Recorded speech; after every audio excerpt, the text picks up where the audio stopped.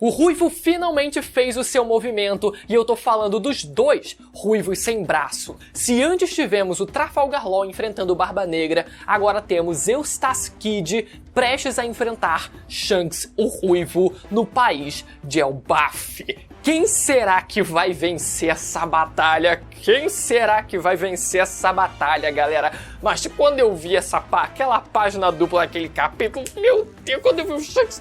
Meu, galera, normalmente eu tô aqui de boa, não, vamos aqui fazer o reviewzinho, capítulo e papapá, show de bola, tranquilinho. Mas hoje eu tô maluco, galera. Hoje eu tô maluco, tem um monte de coisa que eu quero falar, o roteiro tá isso aqui, ó, tá lista de compra. Então já chega explodindo o botão do like e confere se você tá inscrito no canal e com o sininho ativado, estoura o sininho de Skype, é pra sempre saber quando eu tiver vídeo de One Piece novo aqui no canal e já correr pra poder assistir. Normalmente sai ali em torno do meio-dia, pra você assistir já aqui, né, no almocinho. Enfim, vamos falar do capítulo 1076 de One Piece, minuciosamente, cada detalhe que, porra, tá show de bola. E galera, se liga só esses dois quadros 3D irados de One Piece. O primeiro, né, do trio monstro Luffy, Zoro e Sanji, e o segundo com um trio de almirantes pré-time skip, Kizaru, Aokiji e Akainu brabíssimos. Todo mundo sabe, né, que eu sou o maior fanboy de almirante dessa terra. E se vocês repararem mais de perto, vocês podem ver como eles têm esse efeito de transição, que além de você poder ver três imagens em uma só, você ainda consegue ver uma profundidade nelas. É literalmente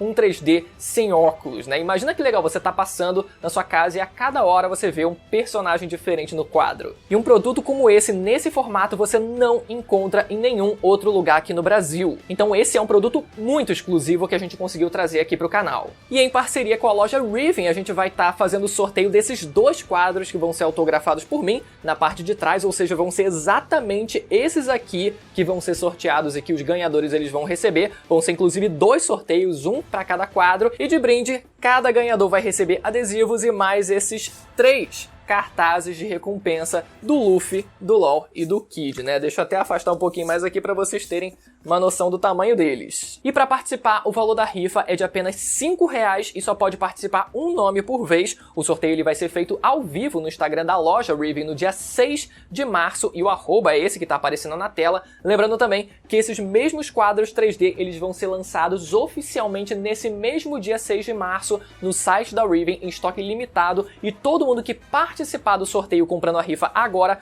vai receber um cupom de desconto especial por e-mail ou WhatsApp para poder garantir o seu depois, caso você não consiga vencer o sorteio. Então, só de participar você já vai sair ganhando. O link vai estar tanto na descrição quanto no comentário fixado desse vídeo, então não esquece de participar, beleza? Essa semana não tivemos a história de capa do Vegapunk, enfim, que mais se tornou uma história de capa sobre o Vegapunk, mas enfim, tivemos essa capa colorida belíssima ali com todo o bando dos chapéus de palha com trajes super modernos e super casuais. Eu sempre gosto quando a gente tem essa pegada um pouco mais casual do bando, ele poder se aproximar um pouco mais da gente até, né? A gente que vive nesse mundo real poder ver ali os personagens com uns trajes diferentes, assim, mais como os nossos, acaba gerando uma identificação maior. E se vocês repararem no Frank ali, né? Safadão, né? Frank, ele tá olhando, a gente sabe pra onde que ele tá olhando. Mas enfim, entrando de fato no capítulo, a gente começa com toda a negociação, se eles vão realmente, né? Se o Luffy e o Zoro, eles vão ou não soltar o Lute e o Kako pra ajudarem eles na batalha contra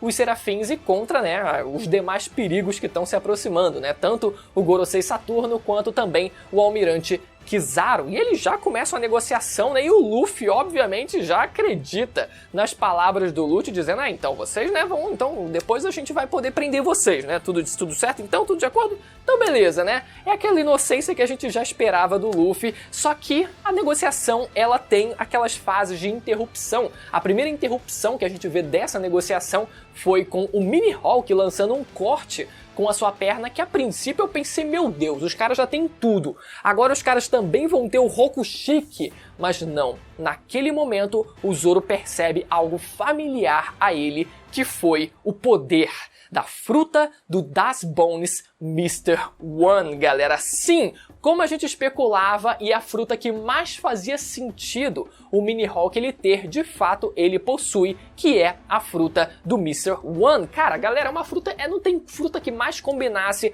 com um espadachim como o Mini-Hulk, que simulasse os poderes do Mihawk, e realmente isso foi confirmado pra gente nesse capítulo, né, com ele também lançando ali um corte à distância, mais ou menos como o próprio Mr. One ele também fazia. Lembrando que antes do time skip, depois dos eventos de Alabasta, o Mr. One ele havia sido preso, então assim como o Sr. Pink ele foi preso depois do arco de Dressrosa, então é certo que o Das Bones ele também teve o seu DNA extraído para que o Vegapunk, mesmo antes do time skip, você vê o quanto nele já estava adiantado nessas pesquisas, pudesse também simular o poder da sua fruta. Depois a gente volta para a negociação com eles tentando proteger ali, né, tanto o Lute quanto o Kako dos Serafins, e o Lute é o mais engraçado de todos, porque além do Luffy ele ser aquele cabeça oca completamente inocente, a gente tem o Lute, por outro lado, também agindo da exata mesma forma, só que no completo oposto. Ele dizendo, na verdade, o Vegapunk e Shaka perguntando pra ele, né, então, mas qual é a sua missão aqui e tal, quais são os seus objetivos? Eu quero matar todos os Vegapunks.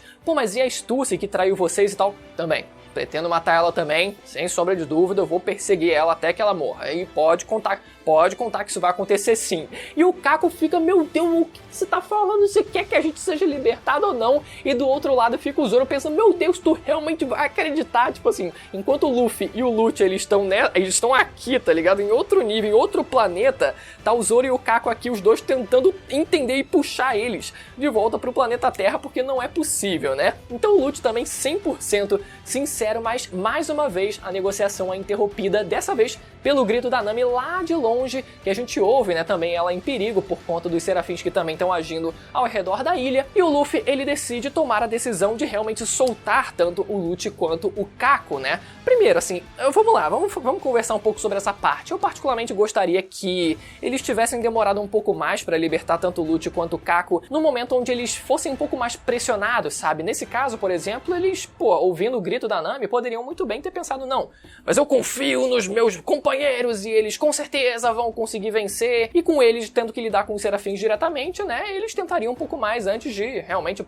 não, o negócio tá feio mesmo, vamos ter que liberar os caras aqui, né? Por exemplo, eles poderiam muito bem ter libertado eles só depois que tivesse a revelação do Gorosei Saturno estar de fato na ilha, e também do Almirante Kizaru chegando na ilha, pra coisa ficar de fato feia, além dos outros, né, pacifistas que foram liberados pelo Sentomaru, todo mundo alinhado ali, eles pensarem, não, agora realmente a coisa ficou feia, vamos ter que liberar vocês pra ajudar um pouco a gente aqui, né? Mas foi um pouco precipitado, mas ainda assim, né, eu acho que foi sim coerente, né, principalmente pelo que o Luffy argumenta, além do Luffy ele ser o inocente, né, dizendo que não, tá tranquilo, eu vou confiar em vocês e tal, mas ele também sabe que os caras eles não têm chance contra ele, então se eles tentarem fazer alguma coisa, eles vão levar porrada e vão ser presos à força de novo. Então o Luffy ele tá seguro de que não tem problema soltar eles, porque ele pode trancafiar eles de volta sem problema nenhum. Então foi coerente, mas eu também gostaria de ver, né, eles numa situação de aperto e ter postergado um pouco mais essa soltura deles. Mas, seguindo então, a gente vê logo depois, né, nesse momento de clímax, meu Deus, eles estão sendo soltos ali,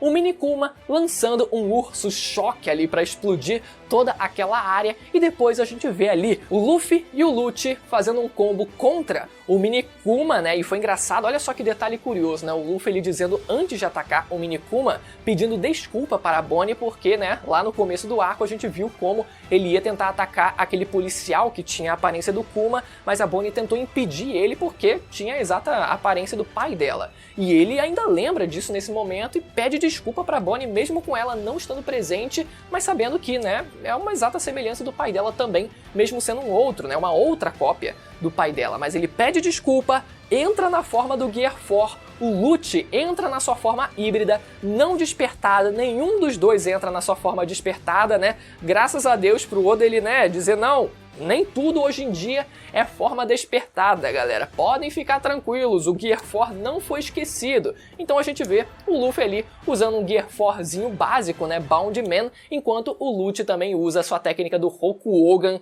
e os dois dão um porradão ali no Minikuma, enquanto do outro lado a gente vê o Zoro e o Kako formando um combo em cima do Mini-Hulk, com o Zoro mandando um ataque nada pequeno, galera, mandando um Rengoku Onigiri, enquanto o Kako, né, lança o seu Rankiaku ali ali melhorado depois do time skip, que, bom, é aquela coisa, né? Ajudou. Ajudou em algum nível, pelo menos ali no golpe, mas também foi uma sequência boa e os dois sendo isolados, né? Os dois serafins sendo isolados, mas galera, é muito certo que tanto o Mini-Hawk quanto o Mini-Kuma eles vão voltar praticamente dano zero depois desses golpes, galera. O negócio não vai ser fácil pra eles, olha só o tanque que eles estão. Mudando o foco do capítulo, a gente vê, olha só a surpresa que a gente teve, os agentes da CP5, CP7 e CP8 presos, sem que ninguém soubesse, sem que nenhum, pelo menos a princípio dos Vegapunk, soubesse disso. E a gente vê, vocês lembram, né, que poucos capítulos atrás, a gente viu que quando a CP0 chegou até a ilha, eles perguntaram, né, onde é que estavam os navios do governo que quando foram até a ilha de Egghead tinham simplesmente desaparecido e o Vegapunk não sabia de nada, né? A princípio a gente pensava, não, ele tá só desconversando, obviamente ele sabe ali, ele com certeza deu cabo ali dos agentes, com certeza deu cabo ali dos navios também, fez o dele lá pra se proteger ainda assim, né, pra não ser investigado ainda mais, pra não correr risco de vida, mas não, a gente vê nesse capítulo que o Vegapunk ele também foi uma vítima e ele aparece preso junto desses agentes. Olha só que louco, da última vez que a gente viu o Vegapunk, ele tava lá junto da Bonnie, quando a Bonnie ela tava acessando as memórias do seu pai, ou seja, enquanto a Bonnie ela tá lá imersa nas memórias do pai dela, o Vegapunk, ele pelo visto, né, acabou sendo pego ali de surpresa e foi colocado na prisão junto desses agentes. Então, de fato, o Vegapunk ele não tinha a ver, pelo menos, né, o cérebro central, ele não tinha a ver com essas prisões, com esses sequestros, com esses desaparecimentos dos agentes do governo, né, das várias CPs que a gente viu aqui, e isso significa que sim, existe de fato um traidor entre os Vegapunks, porque desde que a gente viu, né, a silhueta da semana passada, ficou muito claro que aquele que estava agindo era de fato o Gorosei Saturno, só que ele está agindo na ilha a partir de agora, no momento em que ele chegou na ilha, né, pelo menos, né, a gente está deduzindo que seja isso. Mas, se esses agentes eles já estão há meses presos naquela ilha, isso significa que de fato existe um traidor dentro da ilha e possivelmente trabalhando junto do governo, junto daquele Gorosei contra os Vegapunks, né? E isso é muito interessante que isso tenha sido mantido, porque, mais uma vez, como eu falei, e vou repetir aqui porque é muito importante, galera, no momento em que você cria clones seus, a partir desse momento, os seus clones eles passam a vivenciar outras experiências e, dessa forma, eles podem seguir outros rumos, até rumos que possam, né, se virar contra você próprio. E é isso que pelo visto aconteceu. E um detalhe nesse momento é como o Vegapunk ele também menciona que a sua pesquisa dos poneglyphs não deveria ter vazado para o governo. Interessante ele ter mencionado exatamente isso nesse momento, pode ser que quando ele tenha sido preso, isso tenha sido mencionado e jogado na cara dele, mas a gente não sabe exatamente em que nível de pesquisa o Vegapunk ele se referiu,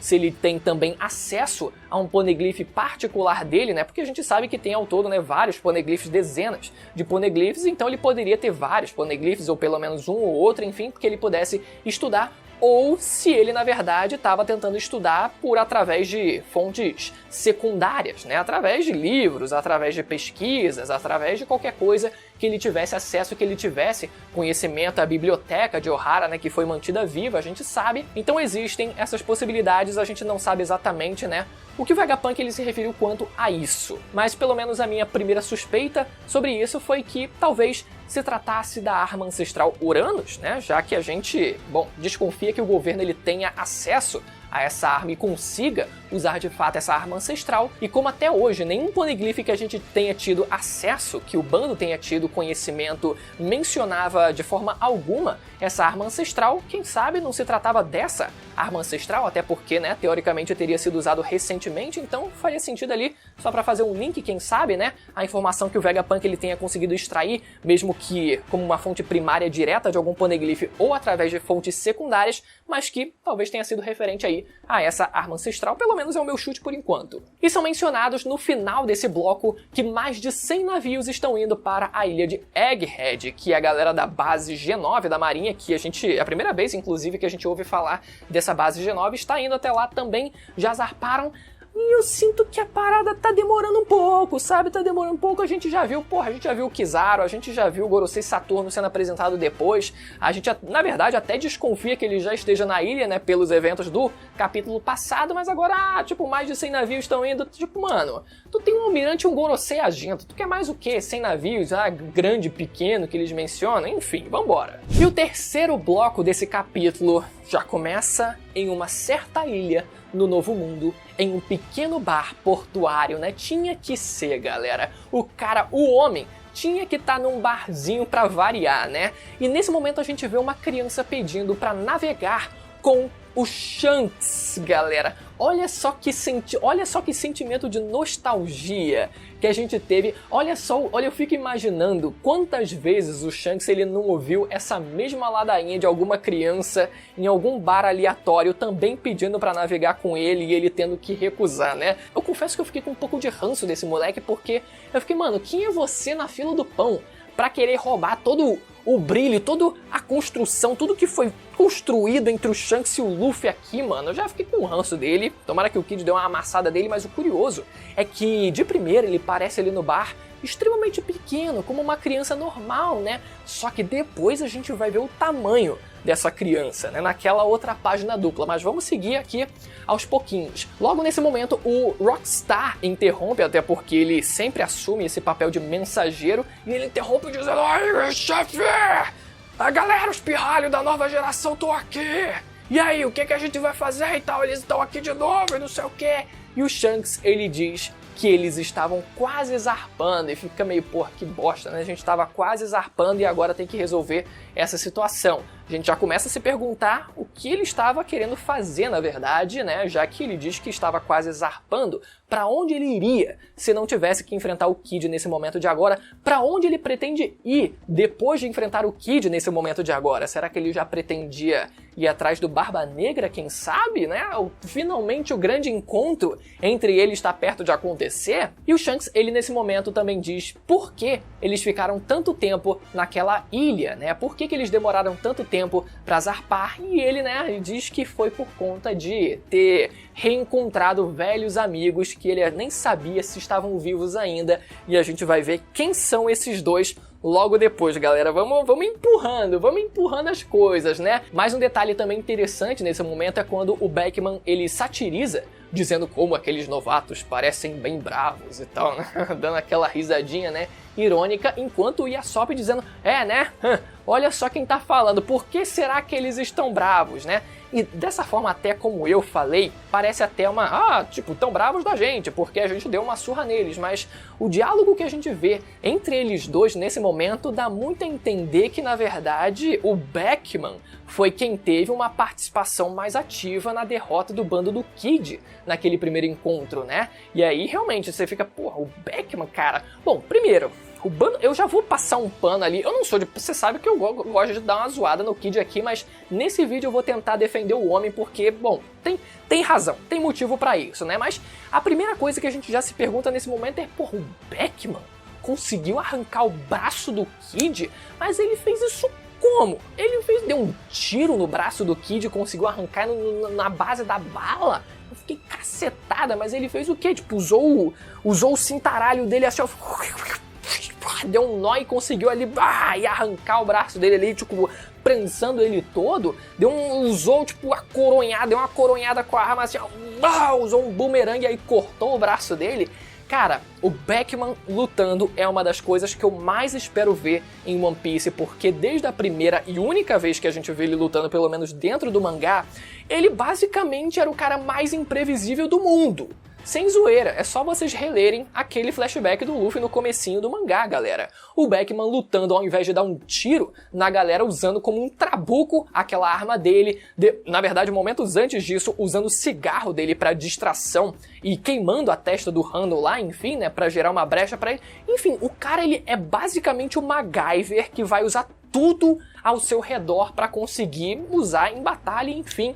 E é essa imprevisibilidade que me faz pensar, cara, de que forma esse infeliz conseguiu arrancar o braço do Kid, né? Mas seguindo, a gente finalmente vê a melhor página desse capítulo e uma das mais incríveis do mangá, que foi uma página dupla. Primeiro ali, você vê aquela página em camadas, com Shanks ali embaixo, ali bem no meio. Você vê o bando dele crescendo logo atrás dele, e você é ainda maior do que todo o bando do Shanks, os gigantes de Elbaf compondo em camadas aquela imagem, assim, em degraus. Aquela imagem que, porra, fez uma composição maravilhosa, galera. Eu hypei demais essa página e a gente tem mais uma vez aqui vários diálogozinhos interessantes pra gente comentar. Primeiro, sobre os personagens que aparecem. Primeiro, a gente vê tanto o Dory quanto o Brog, que são os gigantes com quem o Shanks ele estava conversando e que tratou como velhos amigos que achava que não estavam vivos ainda. E para relembrar vocês, a primeira vez, na verdade a última vez em que a gente vê esses dois no mangá foi na capa do capítulo 633, onde a gente vê o Dory e o Brog continuando a lutar como sempre, só que eles também estavam recebendo naquele momento os jornais anunciando a volta dos Chapéus de Palha. Então foi exatamente naquele momento, pelo visto, que eles decidiram parar de lutar e pensar, os caras estão de volta, o bando do Luffy tá de volta, e finalmente receber uma notícia, eu acho que realmente não, vamos lá. E esse provavelmente foi o gatilho, essa notícia da volta do bando do Chapéus de Palha chegando até eles, que provavelmente foi o que fez eles pararem de lutar e voltarem até a ilha de Elbaf. E além deles dois, a gente vê também, vocês repararam que a gente tem mais dois gigantes nessa imagem, que são justamente os gigantes que eram os guardas do portão principal de Water 7, galera. Vamos relembrar também a situação deles da última vez que a gente viu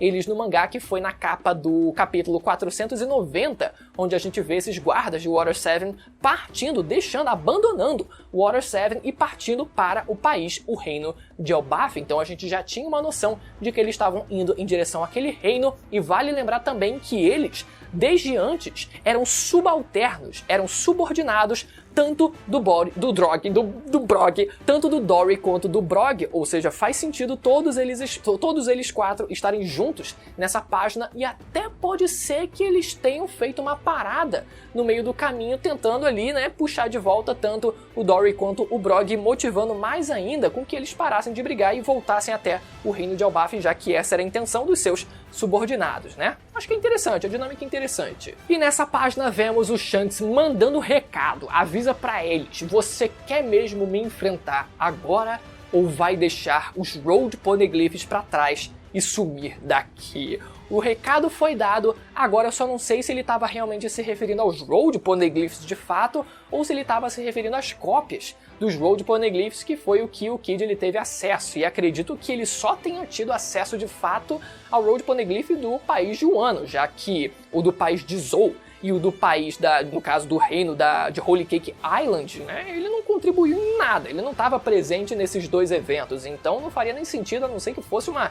Porra, aí é sacanagem, né? O Luffy ele ter distribuído 3 cópias dos 3 Road Poneglyphs pro Kid. Aí não, faria sentido só, já que ele ajudou no país de Wano, que ele tivesse recebido apenas a cópia do Road Poneglyph que pertencia ao Kaido. E do outro lado vemos o bando do Kid na costa da ilha de Elbaf, do país de Elbaf, e a gente deu umas coisas interessantes, detalhes interessantes aqui. Primeiro, que foi confirmado através da conversa entre eles, entre o bando do Kid, que Elbaf de fato é um território do Shanks. Inclusive eu lembro de muita gente no passado dizer que o bando do Shanks não tinha nada, era só 10 caras e Deus, tá ligado? Era eles e Deus, não tinha território, não tinha aliado, não tinha nada. Mano, o cara é um Yonkou assim como todos os outros Yonkou. Isso é uma lenda muito antiga, enfim, né? Eu acredito que muita gente também tenha acreditado no passado, mas a gente vê aqui o reino de Elbaf de fato, como muitas teorias, muita gente acreditava de fato, sendo confirmado como território do próprio Shanks. E também a gente vendo como o Shanks não cobra, né,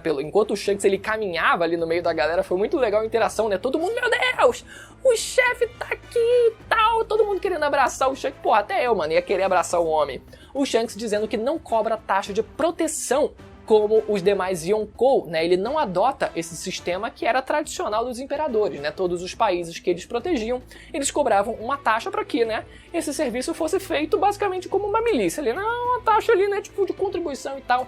Mas o Shanks ele não adota esse sistema, primeiro porque, né, o cara é gente boa, e segundo porque tudo indica que o Shanks ele seja filho de nobres, né? Como a gente viu nas informações do filme Red. Então, se ele for de fato filho de nobres, de dragões celestiais, dinheiro não falta pro infeliz, né? Então tá tudo bem ele não precisar cobrar ali as taxas da galera do reino e tal, ou talvez ele até aceite pelo menos doações, né? Tipo, não, doação aqui facultativa, todo mundo, quem quiser dar pode dar e tal, mas não vou cobrar nada, não vou impor nada a ninguém. Pode ser também uma medida que ele possa adotar, mas que o cara ele tem dinheiro, aí, meu amigo, é provável que tenha sim. De volta ao bando do Kid, a gente vê como o Killer relembra, né, como da última vez ele nota o perigo, né, relembrando ao Kid como da última vez eles nem sequer viram a cara do Shanks. Pelo visto, eles viram a cara do Beckman, né? Que é o imediato do bando do Shanks, que não é pouca coisa. Chegou ali no número 2 do bando, né? Já não é pouca coisa, é algo de se respeitar. Mesmo que eles tenham, né, levado uma sova e o capitão tenha perdido o braço. Mas enfim, a pergunta, e é aqui que eu vou passar o meu pano pro Kid, eu nunca pensei que eu fosse falar isso, mas vamos lá. A pergunta que a gente tem que se fazer é quando essa batalha aconteceu. Quando, de fato, o Kid ele perdeu o seu braço. E quando a gente para pra pensar na personalidade impulsiva e impaciente do Kid, isso leva a gente a crer que essa batalha muito provavelmente aconteceu bem antes. Você pega os 2 anos de time skip que a gente teve, que foi, né, todo esse gap que a gente pode especular de quando o Kid ele perdeu o seu braço, muito provavelmente foi logo ali mais para a primeira metade. Foi mais pro começo, porque o Kid ele era, vambora, e vamos atacar e vamos pra cima e tal. E é óbvio, segundo essa personalidade dele, ele já ia querer bater de frente com o Yonkou e já levou aquela primeira porrada para ficar esperto e acabou perdendo o seu braço. E aí que depois ele, não, tem que ter respeito, né? Tem que ter respeito, né? Vamos aqui com um pouco mais de calma. Então isso não é um demérito, porque o nível do Kid naquela época também não era lá essas coisas. Então tudo bem ele ter perdido o braço. E o Killer termina dizendo, né? Você pode acabar perdendo a vida. E o Kid responde, mas isso só se perdermos, não é? O Kid ele só faltou falar, né? É, meu amigo, mas eu prefiro morrer do que perder a vida. Vale fazer uma montagem disso depois. Prefiro morrer do que perder a vida. Vambora bater de frente com os caras. E aí, quem será que vai vencer essa batalha? Porra, galera, porra.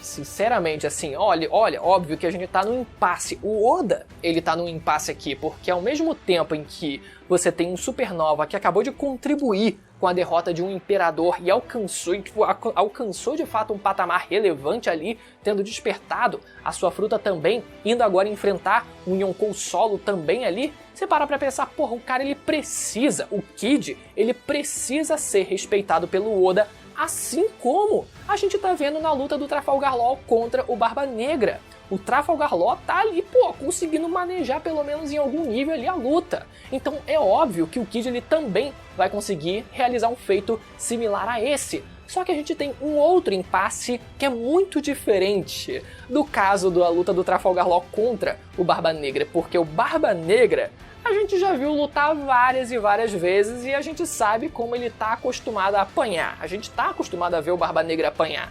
Mas, meu amigo, é muito difícil que o Oda ele vai fazer a mesma coisa com o Shanks aqui. Porque o Shanks, meu amigo, porra, é o favorito da galera. Tu acha que o Oda ele vai realmente colocar o Shanks ali, porra, caraca, tá complicado e essa luta com o Kid levando porrada gratuita igual que foi com o Barba Negra ali contra o Law? Porra, não vai acontecer. O Kid ele vai ainda ter um respeito capaz dele derrotar todos aqueles gigantes, só pra dar um hype ali, né, mais disperso no nível de força dele, mas contra o Shanks diretamente, não vai ter jeito. Agora, a única coisa que eu não sei é o que vai restar do Kid. Tipo, ele vai perder, vai ser solado de verdade, vai, tipo, ser derrotado completamente? Também acho que não, pode ser que ele não seja de fato derrotado, mas que o Shanks, ele procura ali só pegar ali as cópias dos Road Poneglyphs e dessa forma ele vaza, até porque ele já tinha um compromisso e ele também não queria causar uma guerra ali no país de Elbaf, porque ele sabe que a coisa, né, podia danificar tudo em volta. Então, pode ser que a atitude do Shanks seja se conter, agir de uma forma um pouco menos direta, né, não lutar até o fim da batalha, ele consiga as cópias, até porque ele também tá nessa disputa agora pelo One Piece, e ele vaze e o Kid ele fica, porra, quase conseguimos, né? Porra, se o cara não tivesse corrido, a gente ia conseguir, a gente ia vencer, tava confiante, porra, só faltou a brecha final ali. Pelo menos é esse cenário que eu imagino pra essa batalha. Eu quero saber a opinião de vocês, já deixa nos comentários o que vocês acham que vai acontecer. E lembrando mais uma vez, galera, se você ficou até o final, tenho certeza que você curtiu o vídeo, então se você não for inscrito, dá essa chance, aproveita e se inscreve nesse momento de agora, ativa o sininho pra não perder nenhum vídeo que sai de One Piece, como eu falei, normalmente sai ao meio-dia, e aproveita agora pra conferir o meu último vídeo de One Piece que vai aparecer na tela, que trata do melhor vilão desse mangá, Don Quixote do Flamengo, e os segredos relacionados ao mundo de One Piece que ele revelou pra gente, e muita gente deixou passar vários detalhes importantes na época. Confere esse vídeo que vai aparecer na tela. Vou ficando por aqui, até a próxima, tchau!